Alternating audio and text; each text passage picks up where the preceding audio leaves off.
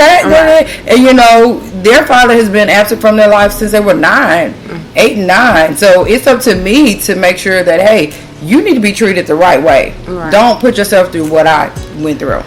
But even the dads who are in their daughter's life, I think it's very important for the dads to have that dialogue in that relationship with their daughter, to where, hey, a man should treat you like this, this, and this, and you shouldn't accept anything less. Because coming from your dad, it's like coming from a big brother. You're going to respect what they say.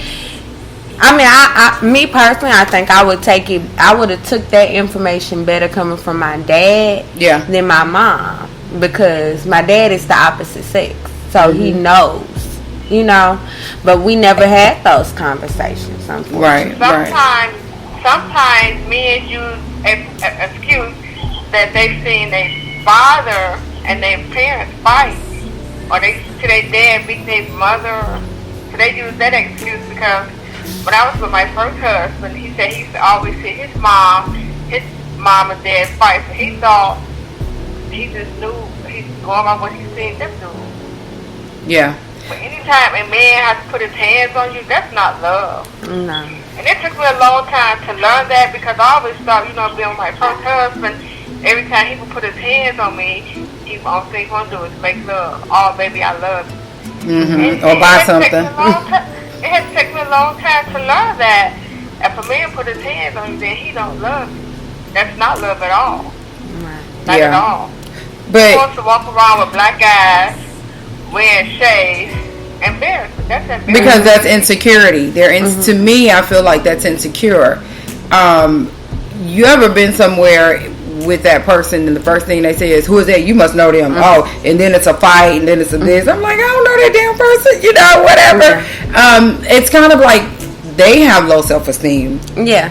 And a lot of times it comes from you want to protect that person, even though you might not like that person anymore, or whatever. It's protection. Titi says she thinks that, hold on, I'm losing this, going in different orders. I kind of went away. I don't know if you deleted it, but I seen it, and then now I don't see it. But it was something about the fathers. Yeah. If you want to just retype that question, because I do not see it anymore. It was something about coming from the fathers. You think it would be better, but I don't see it anymore. So if you would just so kindly go ahead and retype that answer or that question so I can read it. Thank you. This is my thing. I'm big on the word love. A person say they love you, and then a lot of times there's a main one that hurts you the worst. Have you not noticed that? Like, Michelle, you said he treated you like the best woman in the world. The first husband was the one that dogged you out, kind of, per se. The second husband made you feel like the best woman in the world, and he's the one that caused the most damage to you. Yes. So it's kind of like devil in disguise, Devil in disguise, because he was so quiet, and I said the quiet one is the one you have to really watch. He didn't have to say much, just quiet. You never know what was going through their head or anything. So what I liked about him, if I dressed nice, he would compliment me and tell me I look good. Your hair look good. My first husband, he wouldn't do any of that. So this guy was kind of grooming you, per se. It's kind of like, I'm going to tell her everything she want to hear. I'm going to do this, I'm going to do that. And it's kind of like, so if I do something wrong, I'm going to get a pass. Yeah, the good outweighs the bad. Right, I'm going to get a pass. Yeah, and I'm sure you seen red flags, so it's something he did to make you kind of like, but however, he was such a good guy, like, you probably dismissed all that, I'm sure. So I got another question for Michelle. Michelle, they want to know, did you ever tell your second spouse what you went through with your first spouse? I think that's the first mistake that we make. We make it a lot in relationships. I never discussed anything with my second husband, what my first husband and I went through. So you never told him what you went through with your first husband? No. No, no, no. Well, she said no, and I had said something a little different. Usually, when we meet a man, first thing we do is tell him what we want, what we looking Yeah, for, that's true. what we want, what I done been through, what I ain't gonna go What I'm through, not gonna and then we do the same damn thing. We tell them what we not gonna go through is what we go through. Right. When we tell them what we've been through with the next man, they don't want to hear. Well, you can't compare me to this man. Yeah. I'm different, so Yeah. they don't want to hear. Yeah. And they're gonna always be one step ahead of the other one. Well, he choked you, so I'm gonna hit you. You know what I'm saying? I'm serious. I was thinking they say he choked you, so I'm gonna hit you. My kid's dad, like, I made that mistake. My first set of kids' dad, I made that mistake and told him that That's he what used to choke me. Latanya just said. She said, if you did tell your second or spouse, she was talking to Michelle, but same thing for you too, that it's a mistake if you told them what you went through. And I did. So he said, well, he hit you. So what's the difference? What make him so much better? He never hit me. He just choked me. This is a different level of abuse, you know. So, but that was, I've heard that a lot. I did. He compared himself to the first guy. Well, I've never compared. I mean, I don't think a man should ever compare themselves with another man. Well, this is the thing. I haven't been in, it's been years, but it never leaves you. You think about it, even though you can look back and be like, man, I would have effed that dude up or whatever, or whatever the case may be. I can't believe I was so stupid. I can't believe I was so this, so that. It never leaves you. It never leaves you. It is something that you always think about. But my thing with that is, you will tell me you love me, but then you make me feel like crap, and then it's my fault. That's abuse too. It's still mental. It's all mental.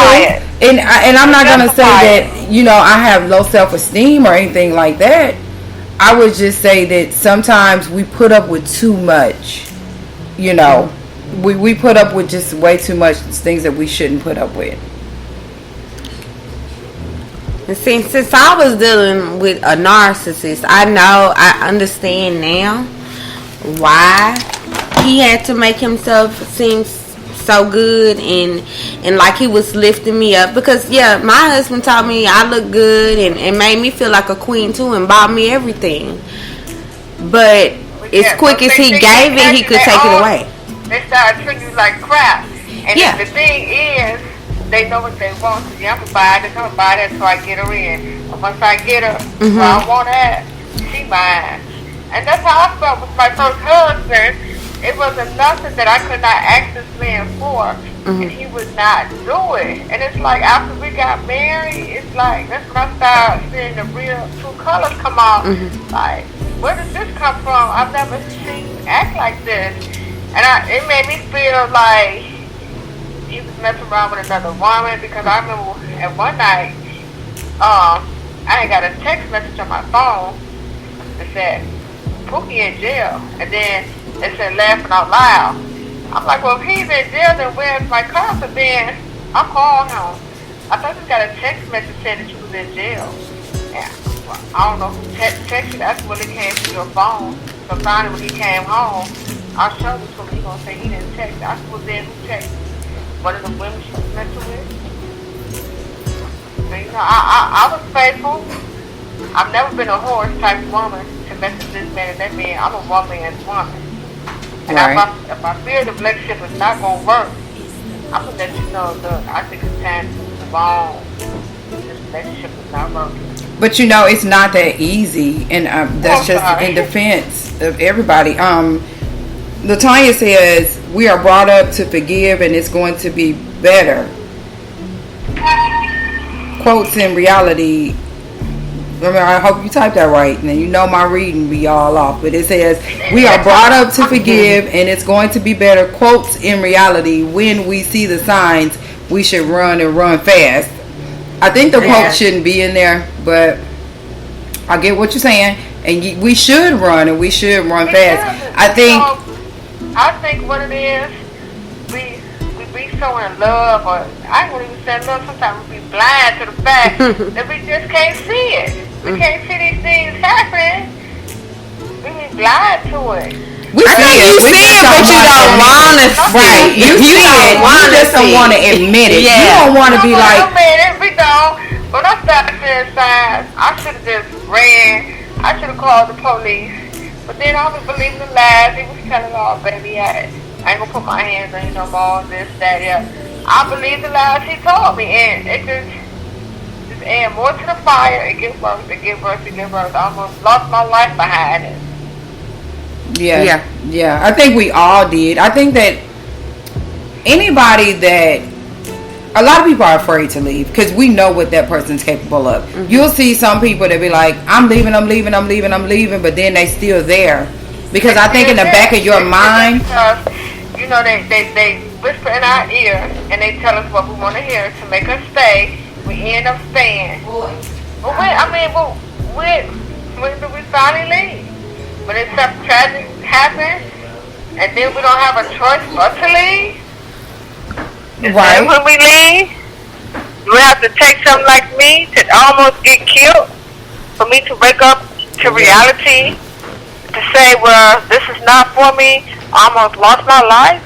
When I went to court, and the judge asked me, was I getting a divorce? I said, yes.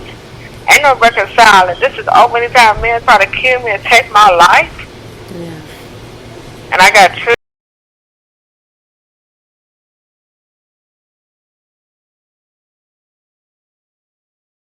When we see the red flags, we don't get out of it. Mm-hmm. And I think that when we start seeing red flags, it should be no explaining but to pack your bags and get on with your life. That's how it should be, but how many times do we just, you know what? Y'all, I'm gonna be real. When I think about my life, what I've been through, where I've been, it should be a lot of things that I've done different. Right. I say the same thing. What am I going to do different in my next relationship?